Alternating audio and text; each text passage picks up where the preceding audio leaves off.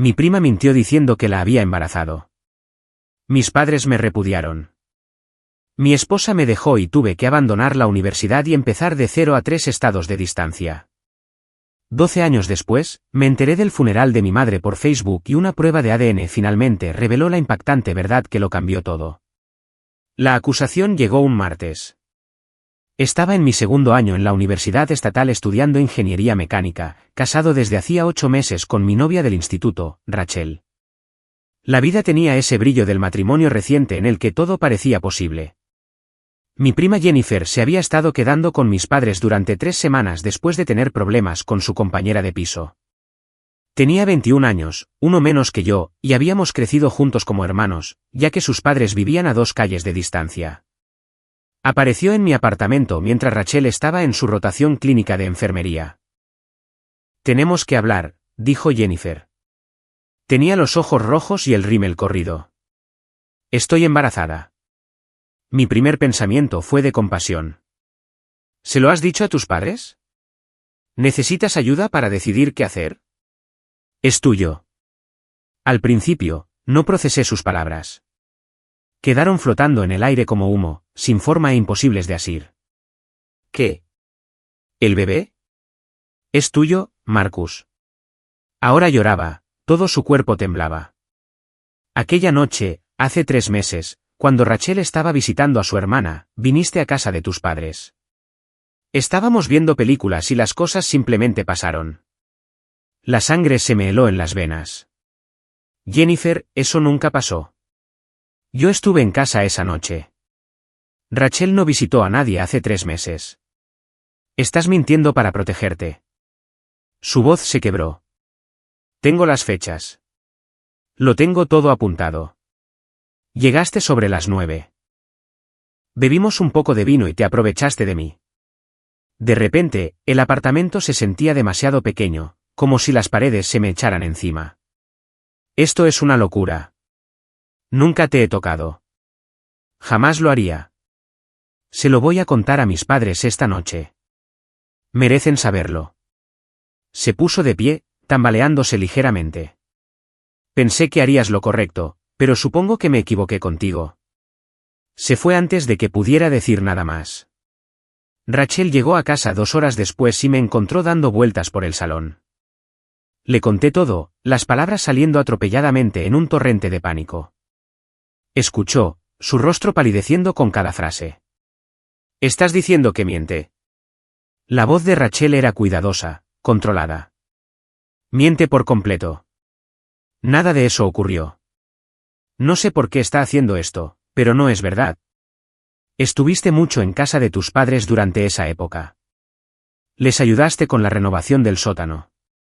Nunca a solas con Jennifer. Nunca. Intenté coger su mano, pero la apartó. ¿Me crees, verdad? No respondió de inmediato. Esa vacilación me arrancó algo por dentro. Quiero creerte, dijo finalmente. Pero parecía muy afectada. ¿Por qué mentiría sobre algo así? La llamada de mi madre llegó a las 11 de esa noche. ¿Cómo pudiste hacerle esto? La voz de mi madre era puro veneno. Tu propia prima. Confiábamos en ti. Te criamos mejor que esto. Mamá, escúchame. Nunca pasó. Está mintiendo. Está embarazada, Marcus.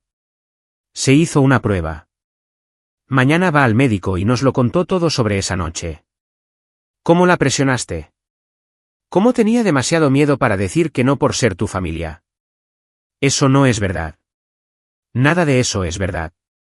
Tu padre ni siquiera quiere hablar contigo ahora mismo. ¿Cómo se supone que voy a mirar a la cara a los padres de Jennifer? ¿Cómo se supone que voy a enfrentarme a nuestra iglesia, a nuestros amigos? Has destruido a esta familia. Por favor, solo escucha. Colgó. Los padres de Jennifer, mi tío Tom y mi tía Lisa, llamaron directamente a Rachel. Expusieron su versión de los hechos con precisión quirúrgica. Jennifer estaba traumatizada. Había tenido demasiado miedo de decir nada al principio porque no quería arruinar a la familia.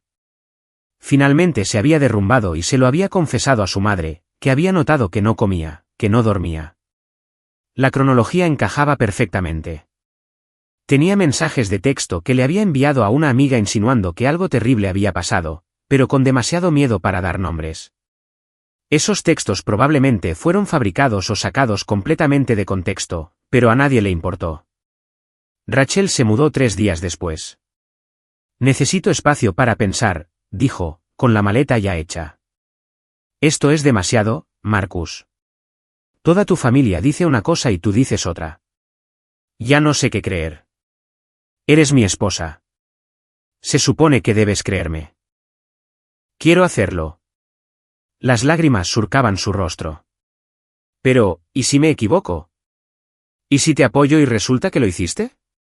No puedo estar casada con alguien que haría daño a su propia prima. Así que simplemente te vas. Tengo que hacerlo. No podía mirarme. Lo siento. El comité disciplinario de la universidad me citó a una reunión. Alguien había presentado una queja. La decana de estudiantes se sentó frente a mí, con una expresión profesionalmente neutra, mientras me explicaba que acusaciones de esta naturaleza creaban un ambiente hostil para otros estudiantes. Pero no ha habido denuncia policial, ni investigación real, protesté. Esto es solo una acusación. La denunciante ha expresado su temor a estar en el mismo campus que usted. Dada la naturaleza familiar de la situación y la sensibilidad requerida, creemos que sería mejor que se tomara una excedencia voluntaria mientras se aclaran las cosas. ¿Voluntaria? Como si tuviera elección. Mi apartamento se convirtió en una prisión. Antiguos amigos dejaron de devolver las llamadas. Gente que conocía desde el instituto cruzaba la calle para evitarme. La iglesia de mis padres, donde me habían bautizado y confirmado, donde había servido como monaguillo, me envió una carta pidiéndome que no asistiera a los servicios hasta que el asunto se resolviera. ¿El asunto? Como si toda mi vida no hubiera implosionado por una mentira. Contraté a un abogado con dinero que no tenía. Fue comprensivo pero realista. Sin pruebas físicas de un lado u otro, esto se convierte en una situación de su palabra contra la mía. La prueba de paternidad cuando nazca el bebé demostrará que no es tuyo. Pero el daño a tu reputación ya está hecho. ¿Así que solo espero? Dejo que todo el mundo piense que soy un depredador durante 7 meses más. Podrías intentar presentar una demanda por difamación, pero eso requeriría recursos que la mayoría de la gente no tiene. Las batallas legales son caras y agotadoras. Para cuando limpiaras tu nombre, estarías arruinado financieramente y destruido emocionalmente. Tenía razón. Por supuesto, Jennifer dio a luz en enero. Un niño. Lo llamó Tyler. Mi abogado intentó organizar una prueba de paternidad, pero el abogado de Jennifer la bloqueó. Alegó que el estrés de tratar conmigo estaba afectando su recuperación posparto. El tribunal, mostrando deferencia a una madre primeriza, concedió un aplazamiento, luego otro, y otro más. 6 meses después del nacimiento de Tyler, estaba en la ruina, sin amigos y a punto de ser desahuciado. Rachel había solicitado el divorcio. Mis padres me habían dicho explícitamente que ya no era bienvenido en su casa. Mi padre incluso había cambiado las cerraduras. El programa de ingeniería me envió una carta terminando mi matrícula debido a mi prolongada ausencia. No me quedaba nada que perder, así que me fui. Un compañero de la universidad del primer año, Derek, se había mudado a Oregón después de graduarse. Habíamos mantenido el contacto online, y él era una de las pocas personas que había escuchado mi historia sin juzgar. Cuando lo llamé, desesperado y al límite de mis fuerzas, no dudó. Ven aquí. Puedo conseguirte trabajo en la fábrica donde soy supervisor de turno. No es glamuroso, pero pagan decentemente y nadie conoce tu historia. Metí todo lo que poseía en mi Honda Civic de 12 años y conduje hacia el oeste. Actualización 1. Empezar de nuevo. Portland parecía otro planeta. La lluvia, las montañas, la cultura, todo era diferente del pueblo llano y conservador del medio oeste en el que había crecido. Y diferente era exactamente lo que necesitaba. La fábrica de Derek fabricaba componentes industriales para equipos de construcción. El trabajo era físicamente exigente, mentalmente agotador y absolutamente perfecto. Podía perderme en el ritmo de las máquinas, los movimientos repetitivos, la simple satisfacción de completar una tarea y pasar a la siguiente. Nadie preguntaba por mi pasado. A nadie le importaba que hubiera estado a 2 años de obtener un título de ingeniería. Era solo otro tipo en la planta, fichando al entrar y al salir, haciendo mi trabajo. El primer año fue en modo supervivencia. Alquilé una habitación en una casa con otros 3 chicos. Todos trabajábamos en turnos diferentes y rara vez estábamos en casa al mismo tiempo. Hacía horas extras siempre que era posible. Ahorraba cada dólar que podía. Evitaba las situaciones sociales. Mantenía un perfil bajo. Por la noche, solo en mi habitación, la ira afloraba. No del tipo caliente y explosivo, sino algo más frío y corrosivo. Repasaba mentalmente las acusaciones, la forma en que todos se habían vuelto contra mí tan rápidamente. La expresión en el rostro de Rachel cuando hizo las maletas. La injusticia de todo aquello me carcomía como el ácido. Pero no podía dejar que me consumiera. Eso era lo bueno de empezar de nuevo. Tenías que avanzar de verdad, no solo cambiar de ubicación mientras seguías atrapado en el pasado. Derek me introdujo en la escalada en roca. Necesitas algo físico que requiera concentración, dijo, algo en lo que no puedas pensar en nada más o te caerás. Tenía razón. Colgado de una pared a 6 metros de altura, con los dedos acalambrados, las piernas temblando, toda mi atención se reducía al siguiente agarre. Era el único momento en que mi cerebro se callaba sobre Jennifer, sobre mis padres, sobre todo lo que había perdido. Me volví bueno en ello. Muy bueno. Empecé a ir al rocódromo 4 veces por semana, luego 5. Progresé de las vías de principiante a las intermedias y a las avanzadas. Hice conocidos, aunque mantenía a todo el mundo a distancia. Mi confianza en la gente había sido destrozada, y no estaba listo para entregar los pedazos a extraños. 2 años después de mi vida en Oregón, me matriculé en clases nocturnas en el Community College. Solo un curso al principio, cálculo. Había perdido mi sueño de ingeniería, pero quizás podría recuperar algo de educación, construir algo más que el trabajo en la fábrica. El profesor, el doctor Hernández, notó que era mayor que los estudiantes típicos y me preguntó por mi historia durante las horas de tutoría. Le di la versión edulcorada. Problemas familiares. Tuve que dejar mi anterior universidad, ahora trabajo a tiempo completo. Estás por delante de todos los demás en esta clase, dijo. ¿Has considerado solicitar plaza en la Universidad Estatal de Portland? Tienen un programa para estudiantes no tradicionales. Tus créditos anteriores deberían transferirse. La idea me aterrorizó. Volver al mundo académico significaba arriesgarme a la exposición, significaba exponerme de nuevo, pero también significaba reclamar algo que Jennifer me había quitado. Solicité plaza, me admitieron y empecé a tomar 2 clases por semestre mientras trabajaba a tiempo completo. Fue brutal. Turnos de 12 horas seguidos de seminarios de 3 horas, fines de semana pasados en la biblioteca en lugar de dormir. Pero cada tarea completada se sentía como una pequeña victoria, un ladrillo colocado en la reconstrucción de la vida que me habían obligado a abandonar. En algún momento del 3er año, me di cuenta de que había pasado un día entero sin pensar en Jennifer. Luego una semana, luego periodos más largos. La ira no había desaparecido. Simplemente había dejado de ser el centro de mi universo. Conocí a Clare en un rocódromo. Estaba intentando una vía que yo había completado la semana anterior, y su técnica era completamente errónea. Después de verla fallar 3 veces, no pude evitarlo. Tu distribución de peso está mal. Estás intentando hacerlo a base de fuerza en lugar de usar las piernas. Me miró, sudorosa y frustrada.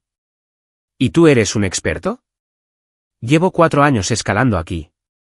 Esa vía es complicada, pero se trata más de equilibrio que de fuerza. Lo consideró. Muéstrame. Le demostré la secuencia, explicando cada movimiento. Lo intentó de nuevo, ajustó su enfoque y llegó 3 agarres más lejos antes de caer. Mejor, dije. Soy Clare.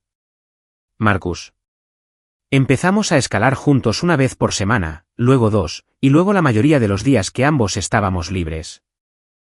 Era una diseñadora gráfica que se había mudado a Portland desde California, atraída por la escena creativa de la ciudad. Su franqueza sobre su vida me hizo muy consciente de lo cerrado que me había vuelto. Le dije que me había mudado del Medio Oeste por trabajo, que estaba terminando mi carrera de ingeniería, y nada más. 6 meses después de nuestra amistad, me invitó a tomar un café. Esto parece algo más que simples compañeros de escalada, dijo. ¿O estoy interpretando mal las cosas? Quería decir que sí, quería correr ese riesgo. Pero la idea de confiar en alguien de nuevo, de volverme vulnerable, me llenó el pecho de pánico. Tengo una historia complicada, logré decir. No estoy realmente en un momento para una relación. ¿Complicada cómo? Solo problemas de confianza.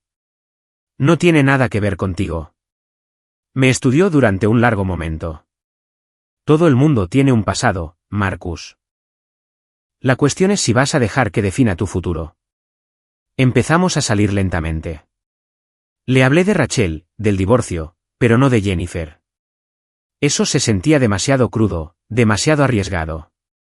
¿Y si creía que realmente lo había hecho? ¿Y si me miraba como lo habían hecho todos los demás? Pero Clare fue paciente. No presionó, no exigió explicaciones por los muros que había construido. Con el tiempo, esos muros empezaron a caer en pequeños incrementos. Le conté que mi familia me había cortado el contacto, aunque no los detalles. Mencioné que me habían acusado falsamente de algo y me habían obligado a dejar la universidad. Eso es horrible, dijo. ¿Alguna vez conseguiste justicia? No. Solo aprendí a vivir con ello. Eso debe carcomerte por dentro. Lo hacía. Cada día. Pero había mejorado en compartimentar, en funcionar a pesar del constante ardor de bajo grado de la ira no resuelta. Llevábamos juntos 2 años cuando terminé mi licenciatura. 7 años después de dejar mi programa original, finalmente crucé el escenario y recibí mi diploma. Derek y Clare estaban en la audiencia, animando. Mis padres deberían haber estado allí. Habrían estado, en una línea de tiempo diferente donde Jennifer no lo hubiera destruido todo. Conseguí un trabajo en una firma de ingeniería especializada en diseño de edificios sostenibles. El sueldo era bueno, el trabajo interesante, y finalmente sentí que estaba construyendo algo real. Clare y yo nos mudamos juntos. Adoptamos un perro llamado Capper. Creamos una vida simple y estable, completamente separada de los escombros que había dejado atrás en el Medio Oeste. 10 años después de huir, rara vez pensaba en mi antigua vida. Me había entrenado para no mirar las redes sociales, demasiado riesgo de ver algo que reabriría viejas heridas. Mis padres tenían mi dirección de correo electrónico, pero nunca la habían usado. Rachel probablemente se habría vuelto a casar y tendría hijos. El hijo de Jennifer, Tyler, tendría 9 años, creciendo creyendo que su padre irresponsable lo había abandonado antes de nacer.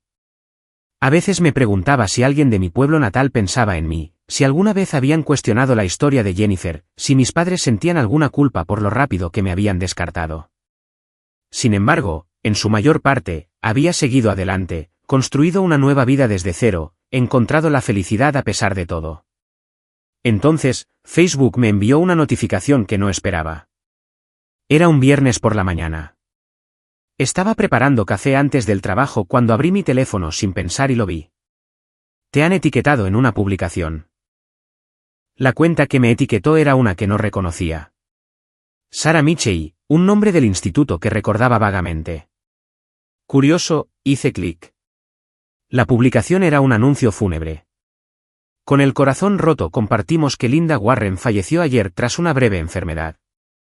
Fue un pilar de nuestra comunidad y se la echará mucho de menos. Los servicios se llevarán a cabo el sábado en la iglesia de St. Mark. A Linda le sobreviven su esposo, Robert, su hermano Thomas y sus nietos. Que descanse en paz. Linda Warren. Mi madre. La taza de café se me resbaló de la mano, haciéndose añicos en el suelo de la cocina. Clare vino corriendo. ¿Qué ha pasado? ¿Estás bien? No podía hablar. Solo miraba la pantalla, leyendo y releyendo esas palabras. Mi madre estaba muerta. Llevaba muerta un día entero antes de que a alguien se le ocurriera etiquetarme en una publicación de Facebook como si fuera un conocido lejano que quisiera saberlo. Marcus. La mano de Clare en mi hombro me trajo de vuelta. ¿Qué pasa? Mi madre ha muerto. El funeral era en 2 días, a 1000 millas de distancia. No había hablado con ninguno de mis padres en más de una década. No me habían invitado. No me habían notificado por los canales adecuados. Había sido completamente excluido de lo que debería haber sido una tragedia familiar compartida. Tengo que ir, dije. ¿Estás seguro? Después de todo lo que te hicieron.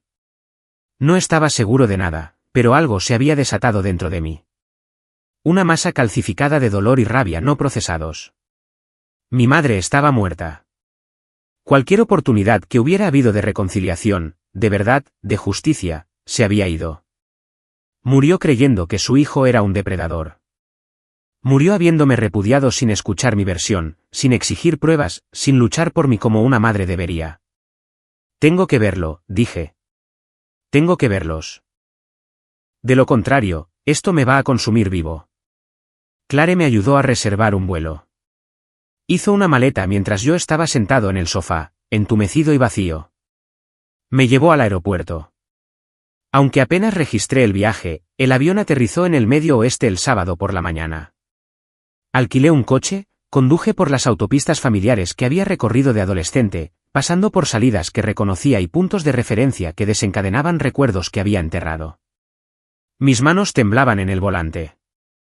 La iglesia de St. Mark tenía exactamente el mismo aspecto. La misma fachada de ladrillo, el mismo campanario blanco, el mismo aparcamiento donde había aprendido a conducir. Ya había docenas de coches. El servicio, aparentemente, estaba bien concurrido. Me senté en el coche de alquiler durante 20 minutos, tratando de reunir el valor para entrar. Finalmente, salí, crucé el aparcamiento y abrí la pesada puerta de madera. El santuario estaba abarrotado. Me deslicé en la última fila, manteniendo la cabeza baja. El ataúd estaba al frente, cerrado, rodeado de flores. Mi padre estaba sentado en el primer banco, con los hombros encorvados y temblorosos. El tío Tom y la tía Lisa estaban a su lado. Y allí, en la segunda fila, estaba Jennifer con un niño preadolescente que debía ser Tyler. Había envejecido, obviamente. Su cara era más redonda, su pelo más corto. Lloraba en un pañuelo, apoyada en un hombre que no reconocí, probablemente su marido o novio. Tyler era alto para lo que supuse que eran 11 o 12 años, con el pelo oscuro y la estructura ósea de su madre. Parecía aburrido e incómodo con su traje, como les pasa a los niños en eventos formales que no entienden del todo. El servicio comenzó. El pastor pronunció un panegírico sobre la bondad de mi madre, su dedicación a la iglesia, su amor por la familia. La gente se levantó para compartir recuerdos. Mi padre intentó hablar, pero se derrumbó a la mitad.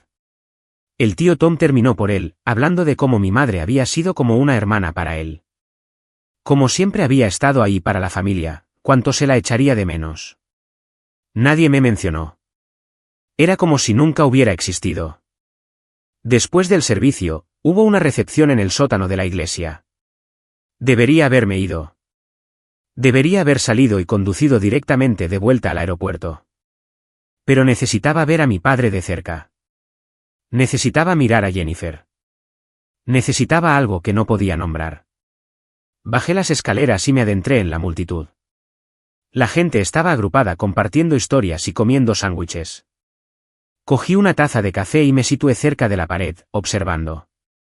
Mi padre estaba rodeado de gente que le daba el pésame. Parecía más viejo de lo que recordaba, su pelo completamente gris, su rostro surcado de arrugas y cansancio. Jennifer estaba al otro lado de la sala hablando con algunas mujeres de su edad, mientras Tyler jugaba con su teléfono cerca. Marcus. Me giré. Rachel estaba allí, con los ojos muy abiertos. También se veía diferente, su pelo más largo, su estilo más maduro. Llevaba un anillo de bodas en el dedo. No pensé que vendrías, dijo. Yo tampoco. Un silencio incómodo se extendió entre nosotros. Habíamos estado casados menos de un año, divorciados más de una década. Extraños que una vez se prometieron la eternidad. Siento lo de tu madre, dijo. Gracias. ¿Cómo has estado? ¿Dónde vives ahora? En Oregón. Soy ingeniero. ¿Y tú sigues aquí? Ahora soy enfermera especializada. Me volví a casar hace 4 años. ¿Vaciló? He pensado en ti a lo largo de los años. Me preguntaba cómo estabas. Me preguntaba si realmente lo había hecho, querías decir. Se estremeció. Eso no es justo. Nada de esto es justo, Rachel. Perdí todo por una mentira, y tú te marchaste sin luchar realmente por mí. Tenía 22 años y estaba aterrorizada. Toda tu familia estaba equivocada. Las palabras salieron más duras de lo que pretendía. Todos estaban equivocados, y tú también. Apartó la mirada. Tyler se hizo la prueba de ADN. Todo se detuvo. ¿Qué? El año pasado, quería saber el historial médico de su padre para un proyecto de salud de la escuela. Jennifer finalmente accedió a que se hiciera uno de esos kits de ADN de ascendencia. Mi pulso martilleaba. Y demostró que no tenía ninguna conexión genética con tu línea familiar. ¿Ninguna? Jennifer finalmente admitió que había mentido sobre que tú eras el padre. La voz de Rachel era apenas un susurro. Se había estado acostando con un tipo del trabajo y cuando se quedó embarazada, entró en pánico. Eras conveniente. Lo suficientemente cercano como para que la gente lo creyera. Y pensó que serías demasiado bueno para luchar con fuerza. La habitación se inclinó. 12 años. 12 años de mi vida destruidos. Y ella había sabido durante al menos uno de esos años que yo había estado diciendo la verdad. ¿Quién más lo sabe?, logré preguntar. Tus padres se enteraron hace unos 6 meses. Jennifer se lo confesó después de que Tyler viera los resultados. Tu padre quería contactarte, pero tu madre. Rachel se detuvo. Ya estaba enferma para entonces. ¿Cáncer? Dijo que no sabía cómo enfrentarse a ti después de lo que pasó. Así que murió sin enfrentarse a mí, sin disculparse, sin siquiera intentar arreglarlo. Y Jennifer, el nombre sabía a veneno. Sigue viviendo aquí. Sigue fingiendo que no te destrozó la vida. Rachel parecía desdichada. Lo siento mucho, Marcus.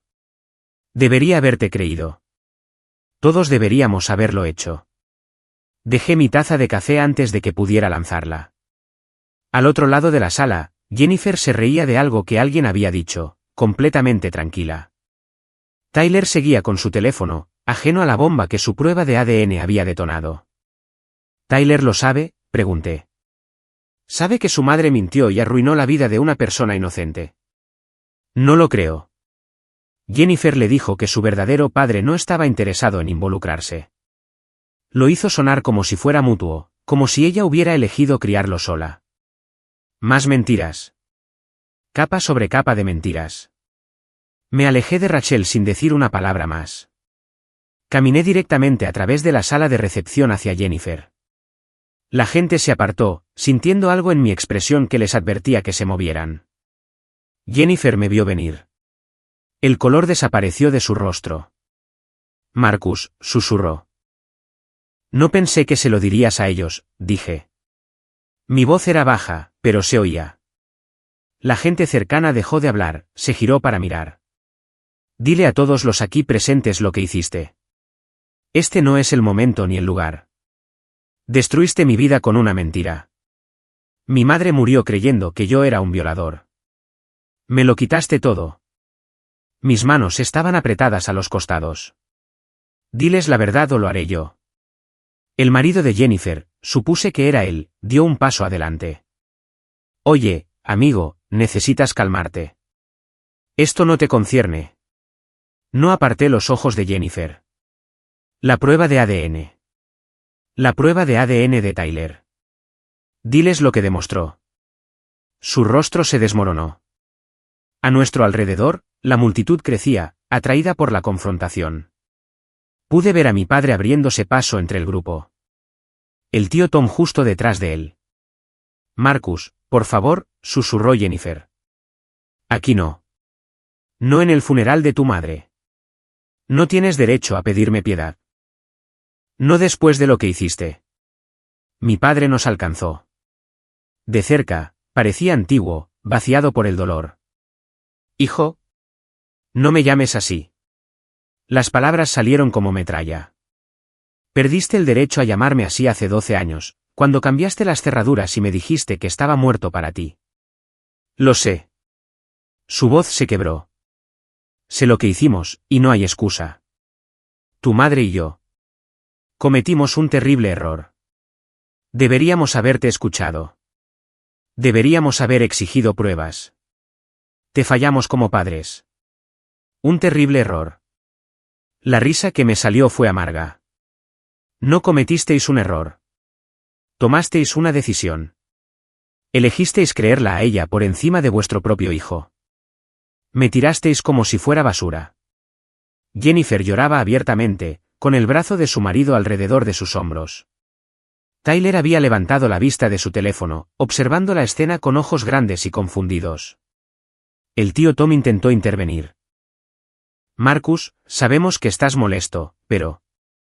¿Molesto? La palabra era inadecuada, risible. Perdí a mi esposa, mi educación, mi hogar, mi vida entera. Tuve que empezar de cero en una ciudad donde nadie me conocía porque todos vosotros decidisteis que era culpable sin un juicio. Lo sentimos, dijo Lisa, con lágrimas corriendo. Lo sentimos mucho. Deberíamos haber cuestionado más a Jennifer. Deberíamos haber insistido en la prueba de paternidad de inmediato. Nos equivocamos. Fuisteis cómplices en la destrucción de una persona inocente. Miré a la multitud, a todas esas caras familiares que me habían condenado sin pruebas. Todos vosotros lo fuisteis. Todos aceptasteis que yo era un depredador porque era más fácil que cuestionar la historia de Jennifer. Me convertisteis en un paria en mi propia ciudad natal basándoos en nada más que acusaciones. El pastor dio un paso adelante, con las manos levantadas en un gesto apaciguador. Este es un momento para el perdón y la sanación. Perdón. La palabra tenía un sabor amargo. Ella no quiere perdón. Quiere que todos sigan fingiendo que no cometió un asesinato de reputación. Quiere evitar las consecuencias. Jennifer finalmente encontró su voz. Tenía miedo. Era joven, estaba embarazada y aterrorizada. Cometí un error horrible y lo he lamentado cada día desde entonces. No lo suficiente como para decir la verdad voluntariamente. No lo suficiente como para contactarme y disculparte. No lo suficiente como para intentar reparar el daño. Me volví hacia Tyler, que observaba con un horror creciente. Tu madre es una mentirosa. Mintió sobre quién era tu padre y destruyó mi vida para encubrir sus propios errores. Eso es lo que ella es. Marcus, por favor, sollozó Jennifer. No le hagas esto a Tyler. Es solo un niño. Merece saber la verdad. Todos aquí merecen saber la verdad. Mi padre me puso la mano en el hombro. La aparté de un manotazo. Tienes todo el derecho a estar enfadado, dijo. Pero el funeral de tu madre no es el lugar. ¿Dónde más se supone que haga esto? Nunca me contactasteis. Nunca os disculpasteis. Nunca intentasteis arreglarlo. Mamá murió sin siquiera intentar arreglar esto. El dolor me golpeó entonces, repentino y abrumador. Murió creyendo que yo era un monstruo. Dejasteis que muriera creyendo eso. Sabía la verdad al final, dijo papá en voz baja. Los últimos 6 meses lo supo. Quería contactarte, pero estaba muy enferma y no tenía fuerzas para lo que habría sido una conversación difícil. ¿Cómo te disculpas por algo así? Empiezas por intentarlo. Ahora temblaba, la adrenalina y la emoción me inundaban. No te rindes solo porque es difícil. La sala estaba en silencio, excepto por el llanto de Jennifer. Todo el mundo miraba, algunos conmocionados, otros incómodos, algunos comenzando a mirar a Jennifer con nueva sospecha y juicio. Respiré hondo, tratando de centrarme. No era así como había imaginado este momento durante todas esas noches de rabia en Oregón. Me había imaginado frío y controlado, soltando verdades devastadoras con precisión quirúrgica. En cambio, me estaba desmoronando delante de todos, mi dolor crudo y expuesto. Vine aquí para presentar mis respetos a mi madre, dije, ahora más bajo. Pero ella no se ganó mi respeto. Ni ninguno de vosotros. Todos participasteis en alejarme, y la única razón por la que os sentís mal ahora es porque os han pillado. Porque una prueba de ADN demostró lo que he estado diciendo todo el tiempo. Miré a Jennifer por última vez. Espero que valiera la pena. Espero que lo que sea que ganaste con tu mentira valiera la pena sabiendo que destruiste la vida de una persona inocente. Luego salí. Subí las escaleras, atravesé el santuario, y salí al aire frío de la tarde. Mi coche de alquiler estaba justo donde lo había dejado.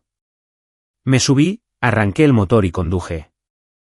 No dejé de conducir hasta que llegué al aeropuerto. Actualización 2. Las secuelas. El vuelo de regreso a Portland fue una neblina.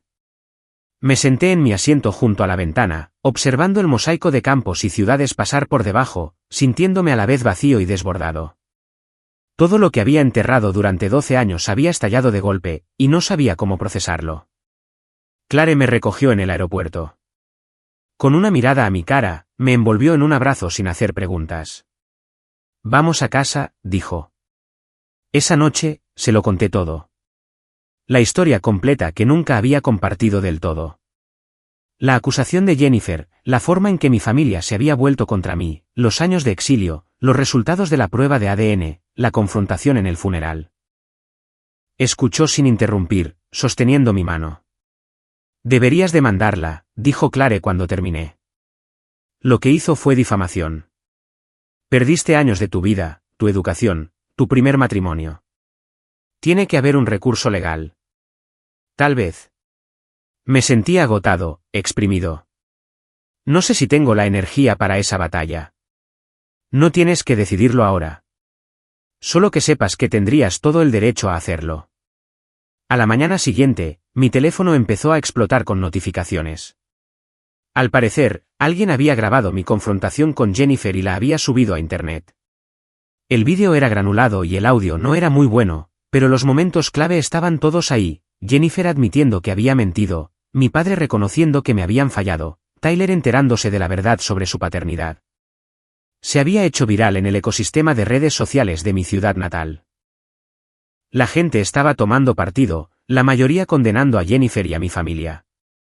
Algunos los defendían, diciendo que no debería haber montado una escena en el funeral de mi madre.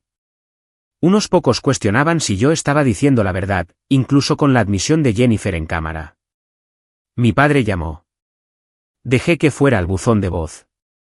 Volvió a llamar una hora después. Esta vez respondí. ¿Qué quieres? Mi voz era plana. Disculparme como es debido. Explicarme, si me dejas.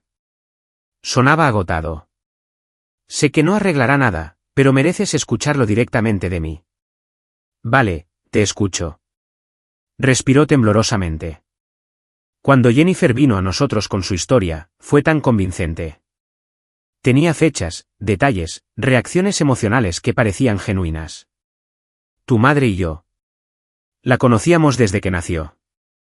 La idea de que mintiera sobre algo así nos parecía impensable. Y la idea de que tu propio hijo agrediera a su prima no era impensable. Pensábamos que sabíamos qué clase de hombre eras. Pero cuando Jennifer dijo esas cosas, cuando sus padres confirmaron lo angustiada que estaba, cuando tenía esos mensajes de texto. Lo racionalizamos. Nos dijimos que tal vez nos habíamos perdido algo, que tal vez tenías un lado que no habíamos visto.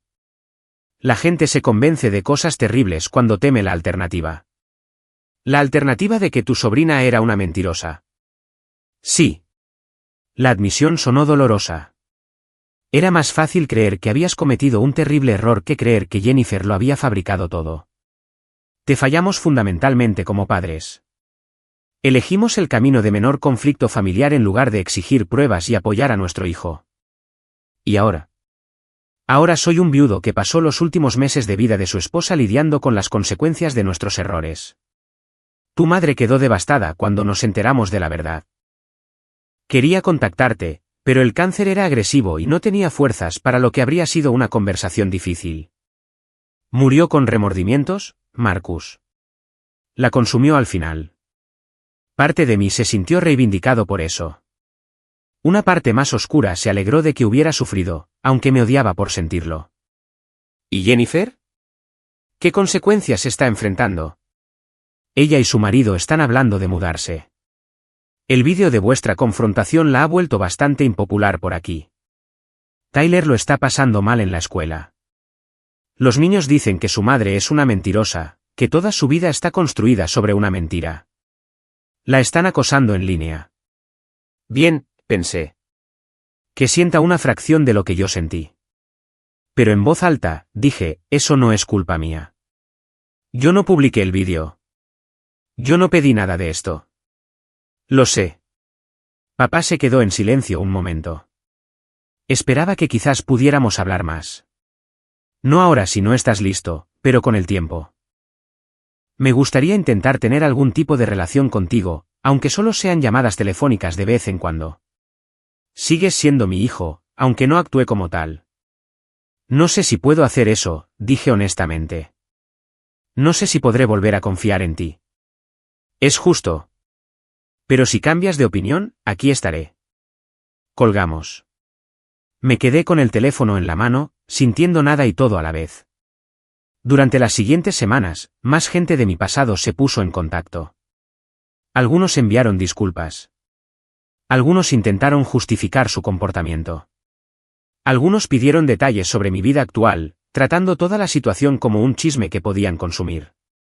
Rachel envió un largo correo electrónico explicando lo culpable que se había sentido a lo largo de los años, como a veces se había preguntado si había tomado la decisión equivocada al dejarme. Dijo que entendía si nunca quería volver a hablar con ella, pero quería que supiera que había aprendido de su fracaso y había intentado ser una mejor persona por ello. No respondí. No había nada que decir. Ella tomó su decisión hace 12 años, y aunque su arrepentimiento pudiera ser genuino, no cambiaba el pasado. El tío Tom y la tía Lisa enviaron una tarjeta con un cheque de $50.000. Un intento risible de cuantificar el daño que su hija había causado, de comprar el perdón o calmar su culpa. Rompí el cheque y tiré los pedazos. La persona de la que recibí noticias que más me sorprendió fue Tyler. El mensaje llegó a través de Facebook. Mi nombre es Tyler Mitchell. Sé quién eres. Siento lo que mi madre te hizo. No sé qué decir, excepto que lo siento. Ojalá pudiera arreglarlo. Miré ese mensaje durante mucho tiempo. Era solo un niño atrapado en el fuego cruzado de las mentiras de su madre. Nada de esto era su culpa. Le respondí, no tienes nada de qué disculparte. No hiciste nada malo. Lo que hizo tu madre fue su decisión, no la tuya. Espero que estés bien. Respondió rápidamente, no estoy bien. Todos en la escuela lo saben ahora. Mi madre no quiere hablar de ello, excepto para decir que cometió un error cuando era joven. Mi padre, mi padrastro, supongo, dice que necesito perdonarla. Pero, ¿cómo perdonas a alguien por destruir la vida de otra persona? Esa era una buena pregunta. Una para la que no tenía respuesta. No tienes que perdonarla, escribí. Al menos no todavía. Tienes derecho a estar enfadado, confundido y herido. Tus sentimientos son válidos. ¿Tú la perdonaste? No, admití. No creo que lo haga nunca. Pero estoy trabajando en no dejar que lo que ella hizo defina el resto de mi vida. Nos enviamos mensajes de vez en cuando durante los días siguientes. Me preguntó sobre mi vida en Oregón, qué tipo de ingeniería hacía, si alguna vez había pensado en volver. Le hablé de Clare, de la escalada, de reconstruir desde la nada. Parece que te ha ido bien a pesar de todo, escribió Tyler. Quizás haya esperanza para mí también. Definitivamente hay esperanza para ti. No eres los errores de tu madre. Con el tiempo, sus mensajes cesaron. Espero que eso significara que estaba procesando las cosas, encontrando su propio camino. Parecía un buen chico al que le había tocado una mala mano. Clare y yo hablamos sobre si debía emprender acciones legales contra Jennifer. Consultamos a un abogado especializado en casos de difamación. Tiene un caso sólido, dijo. Mentiras documentadas que causaron un daño medible. Pérdida de educación, matrimonio, reputación, potencial de ingresos. El desafío es cuantificar los daños después de tanto tiempo y probar el vínculo directo entre sus acusaciones y cada pérdida específica. ¿Cómo sería el proceso? Largo y caro. Descubrimiento, deposiciones, posiblemente un juicio. Incluso si ganara, cobrar una sentencia podría ser difícil dependiendo de su situación financiera. Y significaría revivir todo esto en detalle, probablemente de una manera muy pública. Lo pensé durante semanas. Una parte de mí quería la vindicación formal, el sello legal que dijera que yo tenía razón y ella estaba equivocada. Pero otra parte de mí reconoció que ya había conseguido lo que necesitaba de la confrontación en el funeral. La verdad había salido a la luz. Jennifer se enfrentaba a las consecuencias sociales. Pasar por una demanda de años solo me encadenaría al pasado del que tanto había trabajado para alejarme. Al final, decidí no demandar. No porque ella mereciera el perdón, sino porque yo merecía la libertad. Pasé 12 años reconstruyendo mi vida, le dije a Clare. No quiero pasar los próximos 3 años atrapado en un tribunal luchando por el pasado. Ella apoyó mi decisión, aunque dejó claro que me apoyaría de cualquier manera. Mi trabajo en la firma de ingeniería iba bien. Me ascendieron a ingeniero senior, empecé a liderar proyectos, encontré una satisfacción real en el trabajo. El negocio de diseño gráfico de Clare prosperaba. Hablamos de comprar una casa, quizás casarnos con el tiempo, posiblemente incluso tener hijos algún día. La vida que construí en Oregón era real, sólida y mía. 6 meses después del funeral, recibí otro mensaje de mi padre. No espero que quieras una relación conmigo, pero quería que supieras que tu madre te dejó algunas cosas en su testamento. Objetos personales, sobre todo álbumes de fotos, algunas joyas que pertenecieron a tu abuela, algunas otras cosas. Son tuyas si las quieres. Si no, lo respetaré también. Le pregunté a Clare qué pensaba. ¿Quieres esas cosas?, preguntó. No por ellos, sino por ti. ¿Las quería? Los álbumes de fotos estarían llenos de recuerdos de antes de que todo se desmoronara. Las joyas de mi abuela me las habían prometido hace años, destinadas a mi futura esposa. Eran piezas de un pasado que creía completamente roto. Creo que sí, dije lentamente. No para reconciliarme con ellos, sino porque esas cosas son parte de mi historia. Las partes buenas, antes de la mentira de Jennifer. Papá envió las cajas a Oregón. Las abrí un sábado por la mañana mientras Clare estaba en yoga. Dentro había fotos mías de niño, fiestas de cumpleaños, vacaciones, eventos escolares. Fotos mías y de mi madre antes de la distancia, antes de las mentiras. Cartas que había escrito a lo largo de los años que nunca había visto, borradores de disculpas que aparentemente había tenido demasiado miedo de enviar. Lloré por primera vez desde que salí del funeral. No por lo que había perdido, sino por lo que nos habían robado a ambos.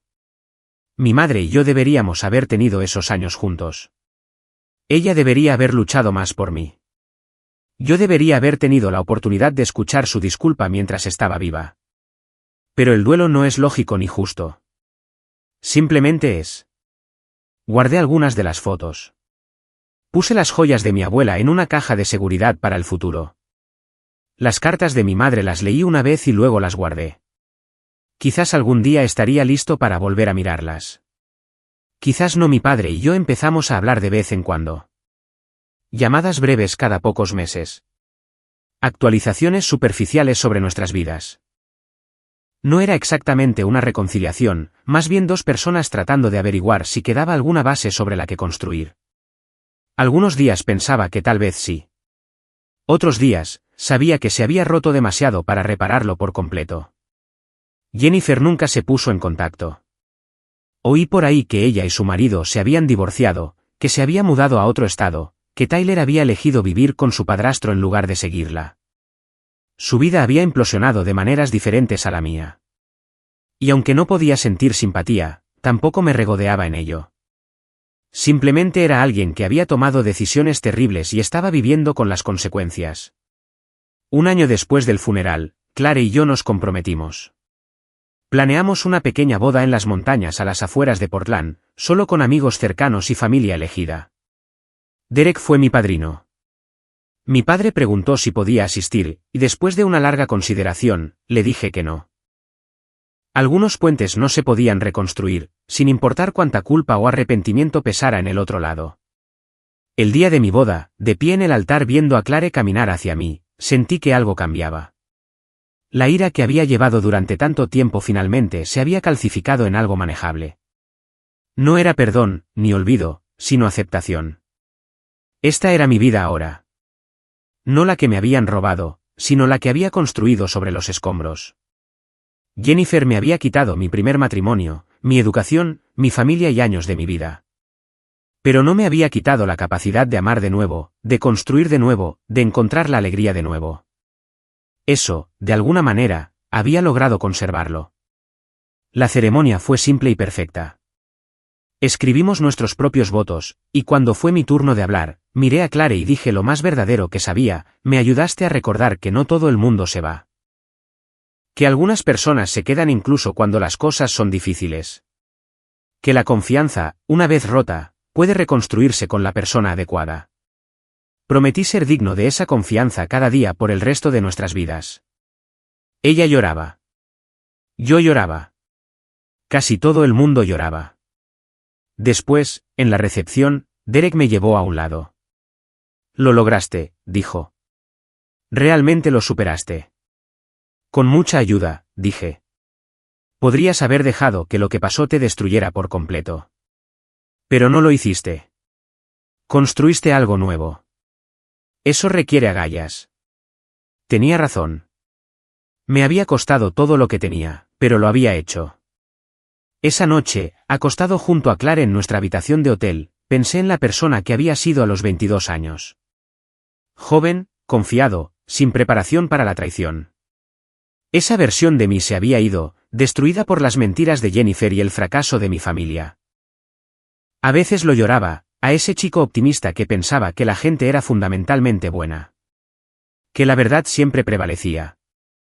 Que la familia significaba algo inquebrantable. Pero la persona en la que me había convertido era más fuerte, más cautelosa, sí, y quizás más cínica, pero también más resiliente, más autosuficiente, más consciente de mi propio valor, independientemente de las opiniones de los demás. Había aprendido que podías perderlo todo y aún así construir una vida. Que tocar fondo no era el final, solo un nuevo punto de partida. Jennifer había intentado destruirme, y en cierto modo, lo había logrado. Pero de otras maneras, simplemente me obligó a convertirme en alguien diferente, alguien que había sido probado y había sobrevivido, alguien que sabía de qué estaba hecho. Nunca se lo agradecería, pero podía reconocerlo como una verdad. La historia podría haber terminado ahí. Conmigo casado y habiendo seguido adelante, con Jennifer enfrentando las consecuencias y mi familia viviendo con sus errores. Un arco narrativo ordenado con cierre y crecimiento. Pero la vida rara vez funciona así. 2 años después de mi boda, recibí otro mensaje de Tyler. Ahora tenía 17 años, a punto de graduarse del instituto, preparándose para la universidad. Quería que supieras algo, escribió.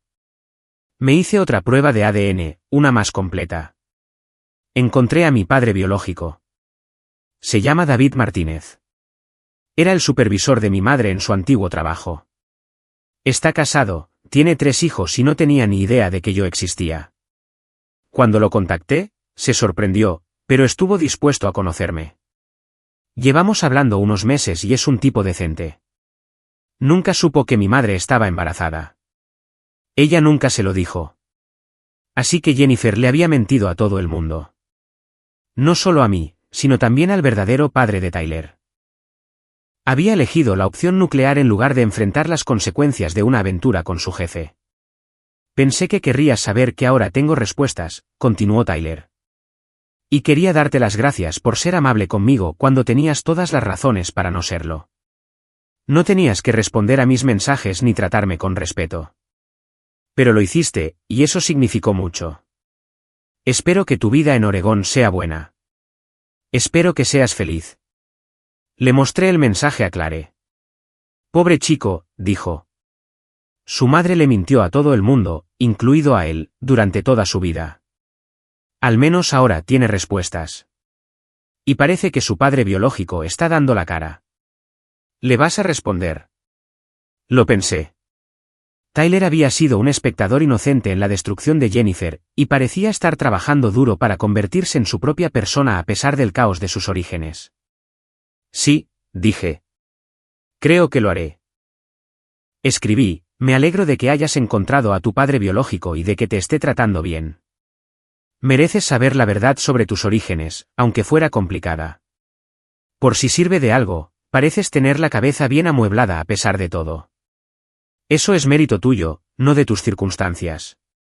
Espero que la universidad sea todo lo que deseas. Su respuesta fue simple. Gracias. Eso significa más de lo que crees. A veces me pregunto cómo habría sido mi vida si Jennifer hubiera dicho la verdad desde el principio. Si hubiera admitido su aventura con su jefe, lidiado con las consecuencias. Si me hubiera dejado terminar la universidad y seguir casado con Rachel. ¿Habría sido más feliz? ¿Habría logrado más? La verdad es que no lo sé.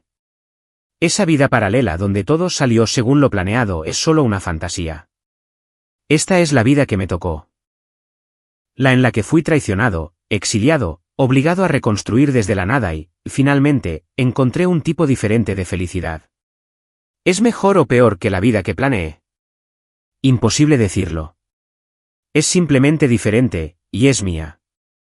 Clare y yo compramos esa casa. Adoptamos otro perro, una rescatada llamada Willow, que se lleva genial con Capper. A veces hablamos de tener hijos, aunque no tenemos prisa. Mi carrera sigue progresando. Su negocio de diseño se expandió. Viajamos cuando podemos, exploramos el noroeste del Pacífico, construimos recuerdos que no tienen nada que ver con mi pasado. Mi padre y yo todavía hablamos de vez en cuando. Las conversaciones se han vuelto un poco más fáciles, aunque siempre hay una distancia que probablemente nunca se cerrará por completo. Es mayor ahora, lidiando con problemas de salud, cada vez más solo en la casa que compartió con mi madre. Parte de mí siente lástima por él. Parte de mí piensa que se ganó esa soledad. No he hablado con Jennifer desde la confrontación en el funeral. No sé dónde vive ahora, qué hace, si ha logrado reconstruir su propia vida. Honestamente, no me importa. Es una historia con moraleja que a veces cuento cuando la gente pregunta por mi pasado, pero ya no es el centro de mi historia. La ira se ha desvanecido en algo más parecido a tejido cicatricial, todavía ahí, pero ya no activamente doloroso. Algunos días no pienso en lo que pasó en absoluto. Otros días, algo desencadena un recuerdo, y siento esa vieja oleada de injusticia y rabia, pero pasa más rápido ahora. No me consume como antes. Eso es lo que pasa con el trauma y la traición. No desaparecen. Simplemente te vuelves mejor llevándolos. La carga no se vuelve más ligera, tú te vuelves más fuerte. Al mirar hacia atrás, a ese chico de 22 años cuya vida implosionó por una mentira, siento una mezcla compleja de emociones. Lástima por lo que pasó. Orgullo por cómo sobrevivió. Gratitud porque no se rindió, incluso cuando habría sido más fácil simplemente dejar de intentarlo. Porque no se rindió, estoy aquí, en Oregón. Casado con alguien que me ama. Haciendo un trabajo que encuentro significativo. Viviendo una vida que elegí en lugar de una que heredé. No es la vida que planeé, pero es buena. Realmente buena. Y tal vez esa sea la venganza definitiva contra Jennifer y todos los que me dieron la espalda. Vivir bien a pesar de ellos. Construir algo real y duradero a partir de los escombros que crearon. Negarme a dejar que su traición me definiera. Me quitaron 12 años, pero no me quitaron el resto de mi vida. Eso me pertenece, y voy a hacer que cuente. Una nota sobre la esperanza y la sanación. Hay algo poderoso en darse cuenta de que tu vida no tiene que ser definida por las peores cosas que te sucedieron. Cuando tenía 22 años, enfrentando acusaciones y abandono, no podía ver más allá de la destrucción inmediata. No podía imaginar un futuro en el que volvería a ser feliz, donde el dolor se volvería manejable, donde construiría algo que valiera la pena. Pero esto es lo que aprendí. La resiliencia no se trata de volver a ser quien eras antes. Se trata de convertirte en alguien nuevo, alguien forjado en el fuego de la adversidad. El camino fácil habría sido seguir amargado, dejar que la injusticia me consumiera, construir mi identidad en torno a ser una víctima. Y por un tiempo, caminé por ese sendero. La elección más difícil fue seguir avanzando, tomar la energía que podría haber gastado en odio y canalizarla para construir una vida mejor, elegir el crecimiento por encima de la venganza, incluso cuando la venganza se habría sentido tan satisfactoria. No digo que el perdón sea necesario. No he perdonado a Jennifer ni a mis padres por lo que hicieron. Pero he liberado la necesidad de que sufran como pago por mi dolor. Sus consecuencias son suyas. Mi responsabilidad es con mi propia felicidad y la vida que quiero crear. Si estás leyendo esto y te han acusado falsamente, te ha traicionado tu familia o te has visto obligado a empezar de cero, puedes sobrevivir a esto. No será fácil. No será rápido. Habrá días en los que querrás rendirte. Pero al otro lado de esa oscuridad está la posibilidad de algo que construiste tú mismo, algo que nadie puede quitarte. Tu historia no termina con el peor capítulo. Solo termina cuando dejas de escribir. Sigue escribiendo.